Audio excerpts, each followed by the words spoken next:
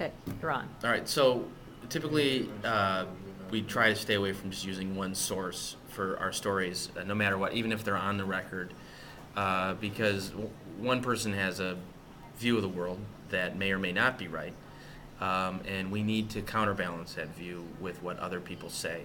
A one-person profile, for instance, if you just talk to that person, typically they have a pretty rosy view of themselves. They don't always give you the negatives with the positives.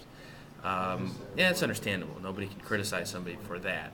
But you can criticize the journalist for not doing background checks, for not checking out stories, for writing improper or incorrect items about a person simply because you were too lazy to go check it out, to go talk to other people. You very well, if you do your research on people, will find a counter viewpoint.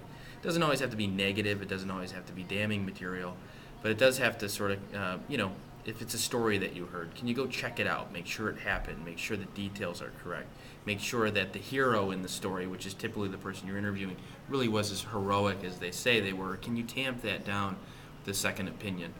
The more important aspect of having a second source on a story is when you're using unnamed sources. When you're doing something on background. At the Wall Street Journal, we do this all the time. I'd say 75% of my stories have unnamed sources in them.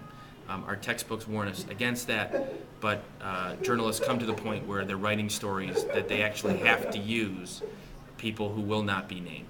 And in those situations, if you're just using one person, you're towing the line of inaccuracy and ruining your credibility.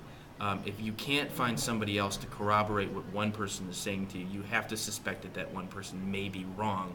Wait, get a second opinion, get a third opinion, get as many as you can, and use that background to write an authoritative piece.